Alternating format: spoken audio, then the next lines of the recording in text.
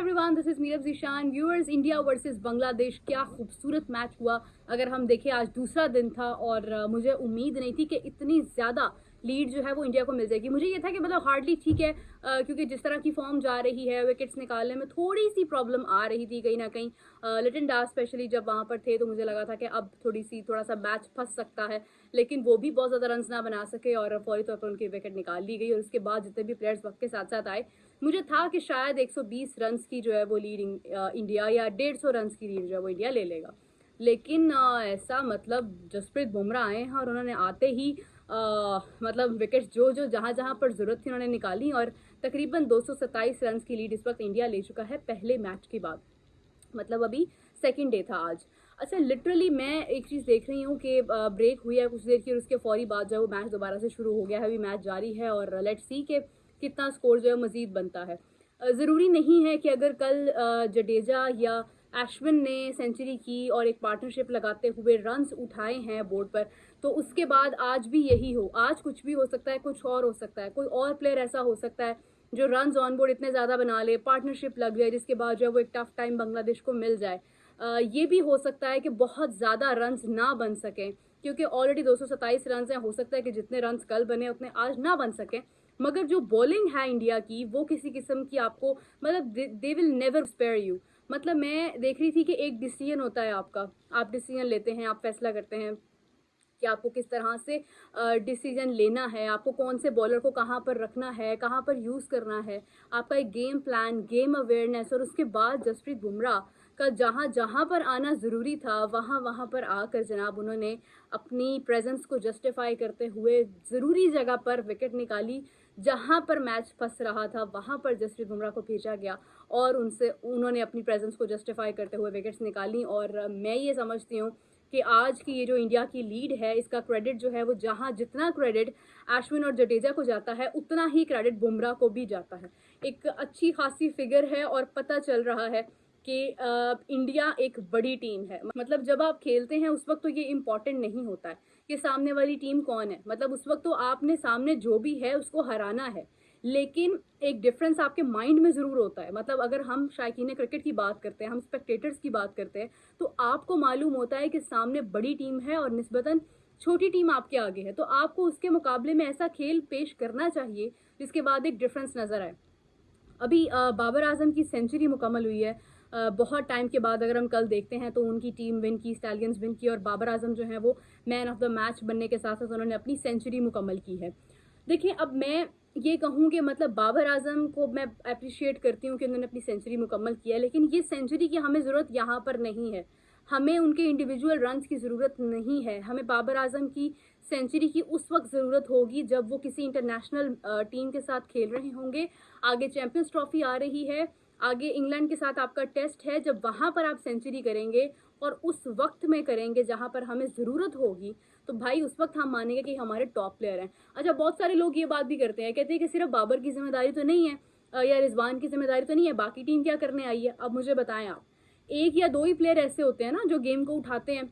रोहित शर्मा जो है वो 6 रन बनाकर आउट हो गए, विराट कोहली 0 पर आउट हो गए, कल के मैच की बात कर रही हूँ। उसके बाद अगर देखें, शुभमन गिल 0 पर आउट हुए, विराट कोहली भी 6 रन बनाकर आउट हुए। तो आप देखें कि उसके बाद गेम उठाई किसने है, मतलब जडेजा, अश्विन, जिनको टीम में रखने का मकसद क्या था कि एक पूरी प्लानिंग थी कि हाँ, अगर यहाँ पर टीम जो है वो कुछ नहीं कर पाती है तो मिडिल ऑर्डर में जाकर जो है वो सिचुएशन संभाल ली जाए, टेल एंडर्स जो है वो ऐसे हो कि वो मैच को संभाल लें। यहाँ पर क्या होता है, आपके प्लेयर जस्टिफिकेशन क्या दे रहे हैं। इफ्तिखार अहमद साहब कह रहे हैं कि जनाब मैं तो टेल एंडर हूँ, मैं तो मिडिल ऑर्डर का प्लेयर ही नहीं हूँ, मुझसे किस बात की उम्मीद कर रहे हैं आप। बाबर आजम हैं, नंबर 4 पर आते हैं, आउट हो जाते हैं, तो उसके बाद पीछे कौन है आपके पास। मतलब अगर सारी जिम्मेदारी आपके ऊपर है तो भाई फिर आपसे ही एक्सपेक्टेशंस होंगी ना हाईएस्ट। फिर तो हम यही कहेंगे कि बाबर आजम ही हमें स्कोर करके दिखाएं, बाबर आजम पर ही सारी जिम्मेदारी आयद होती है, क्योंकि वो हमारे टॉप प्लेयर हैं। उनकी सैलरी जो है वो नॉर्मली निस्बतन बाकी प्लेयर सबसे ज़्यादा है। तो बाबर आजम हो गए या शाहीन हो गए, रिजवान हो गए, इनकी सैलरीज तो ज़्यादा है बाकी प्लेयर्स की निस्बत, तो फिर जिम्मेदारी आप पर उतनी ही लगती है।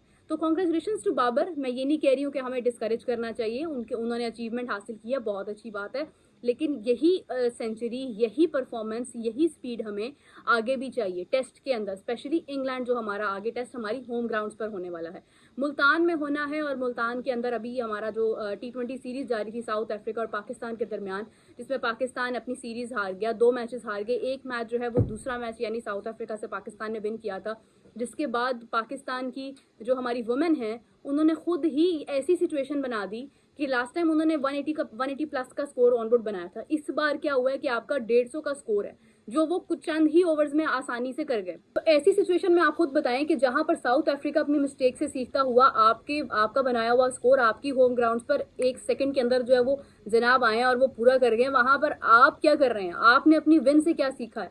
यही मसला हमारा होता है। हम एक मैच विन करते हैं तो हमें पता नहीं कौन सा कॉन्फिडेंस आ जाता है कि हम उसके बाद जो है वो कुछ कर ही नहीं पाते हैं। इतना ओवर कॉन्फिडेंस हमारे अंदर आ जाता है, हमें इतनी उम्मीद लग जाती है, या हमें लगता है कि बस इतना ही हमने करना था। 3 मैचेस की अगर सीरीज है तो हम कहते हैं हमने एक विन कर तो लिया है, बस ठीक है, दूसरा भी कर लेंगे, नहीं भी करेंगे तो ठीक है, हम बताते कि हमने एक मैच तो विन किया था। अरे this is not like that ना। आप अगर खेल रहे हो यार, आप देखो कि आपको पूरी सीरीज जीतनी है। आप सामने कोई भी है आप उसको मुश्किल ही समझो, आप उसको आसान मत समझो। अगर आप एक मैच जीत गए उसका मतलब ये नहीं है कि दूसरी बार भी अगला आपसे हारने के लिए आएगा, दूसरी बार अगला और ज्यादा मेहनत करके आएगा ताकि वो आपको डोमिनेट कर सके। उसके लिए हमारे पास कोई प्लान ही मौजूद नहीं होता। तो अगर मैं इंडिया और बांग्लादेश की बात करती हूँ, जिस स्ट्रैटेजी के साथ इंडिया गया और एक जो प्लान था, मैं गौतम गंभीर की बात करूँ या मैं मोर्नी मॉर्कल की बात करूँ, जितने भी लोग हैं, जितने भी लोगों की सपोर्ट है, रोहित शर्मा की जो सपोर्ट है अपनी टीम पर बिलीव करने की, उनको आगे लेकर जाने की, एक गेम प्लान, गेम अवेयरनेस और आपका एक पूरा माइंड, जिस तरह से आप चीज़ों को प्लान करते हैं, एग्जीक्यूट करते हैं उसके बाद, ये बहुत मैटर करता है। और लिटरली मैं कह सकती हूँ कि आने वाले वक्त में मुझे ऐसा लगता है कि जो हमारी एक मुश्किल टीम्स होती हैं, जिनमें हम बात करते हैं कि ऑस्ट्रेलिया है, चैंपियंस हैं, अगर हम बात करें इंग्लैंड भी बहुत अच्छी टीम है, लेकिन ऑस्ट्रेलिया ज़रा एक ज़्यादा स्ट्रॉन्ग टीम समझी जाती है। तो मुझे लगता है कि एक मोमेंट वो आने वाला है कि जहाँ पर सिर्फ इंडिया और ऑस्ट्रेलिया जो है वो टॉप टीम्स होंगी, उसके बाद कोई ऐसी टीम नहीं होगी जो उनके लेवल पर आ सके। क्योंकि इंग्लैंड भी अभी जिस मुश्किलात का शिकार इस वक्त है, अगर हम देखें तो उससे पहले जो 2023 का वर्ल्ड कप था वहाँ पर, या अगर हम 2020 का वर्ल्ड कप देखते हैं, या अगर हम अभी देखते हैं, इंग्लैंड अपनी उस स्पेस में नहीं है, उस स्पीड में नहीं है। अगरचे स्कोर उन्होंने किया, फिल सॉल्ट ने भी किया, अगर हम देखें जॉस बटलर भी बहुत अच्छा स्कोर करते हैं, सब उनके सब प्लेयर्स बहुत बेहतरीन है। मगर मुझे ऐसा लगता है कि एक बैरियर है कहीं ना कहीं इंडिया और ऑस्ट्रेलिया के अंदर, जो एक स्पीड और एक जो एक पोटेंशियल जो समझी जाती है, इंग्लैंड कहीं ना कहीं उसको मिस कर जाता है समटाइम्स। तो कह सकते हैं कि जो एक टॉप टीम होगी किसी हर फॉर्मेट में, टेस्ट की बात कर लें, T20 की बात कर लें या ODI की बात कर लें, वो इंडिया ही कंसिडर्ड होगी, क्योंकि अनबीटेबल रहा है इंडिया हमेशा से, हर फॉर्मेट में, हर साल में। अगर हम 2023 के बाद से भी बात करते हैं या उससे पहले की बात करते हैं तो इंडिया अनबीटेबल रहता है। इंडिया पूरी कोशिश करता है कि वो अपनी टीम को संभाल सके और संभालते हुए ऐसे डिसीजंस ले कि जिनकी वजह से मैच विनिंग परफॉर्मेंसेस काउंट हों। ऑस्ट्रेलिया का भी यही है। ऑस्ट्रेलिया अगर कोई मैचेस हार भी जाता है तो फाइनल में वो ऐसा मतलब कमबैक करते हैं या ऐसी स्ट्रेटजी यूज़ करते हैं कि फाइनल में वो प्रेशर नहीं लेते हैं। फाइनल में वो उनको पता होता है कि हमने फाइनल जीतना है, सेमीफाइनल में वैसे ही वो क्वालिफाई कर जाते हैं। तो ऑस्ट्रेलिया के साथ जो है वो आपका एक मुकाबला जो होता है, जो इंडिया और ऑस्ट्रेलिया का होता है, वो एक मुश्किल चीज़ मुझे हमेशा से लगती है। लेकिन पाकिस्तान भी एक ऐसी टीम थी जिसको जब देखा जाता था कि पाकिस्तान और इंडिया का मैच है तो आपको एक सरप्राइजिंग आपके लिए रिजल्ट्स होते थे कि क्या होगा, क्या पाकिस्तान जीतेगा या नहीं जीतेगा, हो सकता है इंडिया जीत जाए, हो सकता है पाकिस्तान जीत जाए। अब जाकर तो आपके सामने क्लैरिटी के साथ रिजल्ट्स होते हैं, आपको पता होता है कि भाई यही होना है, कुछ भी मतलब ऐसा नहीं है पाकिस्तान ने हारना ही है। तो आपके सामने उसके फाइनल रिजल्ट्स होते हैं। तो देयर इज़ नथिंग कि जिसके ऊपर आप कहें कि हाँ हमें कोई इंटरेस्ट डेवलप है, हमारे पास उसके लिए कोई कुछ बहुत डिफरेंट होने वाला है। आपके पास हतमी फैसले हैं आपके। तो फिर पाकिस्तान को कैसे हम कह सकते हैं कि ये हमारी टॉप टीम्स में आता है? इस वक्त बहुत बुरे हालात हैं। राशिद लतीफ़ साहब ने कहा है कि टीम ICU के अंदर है और हमें अच्छे सर्जन्स की ज़रूरत है। ना ICU का भी हाल बिगड़ा हुआ है। मसला ये है कि टीम ICU के अंदर है और ICU भी ऐसी जगह पर है कि जहाँ पर आसपास कोई है ही नहीं देखने वाला। जो फटीचर किस्म के जो अस्पताल होते हैं ना, उनके ICU के अंदर है इस वक्त हमारी पाकिस्तान की टीम।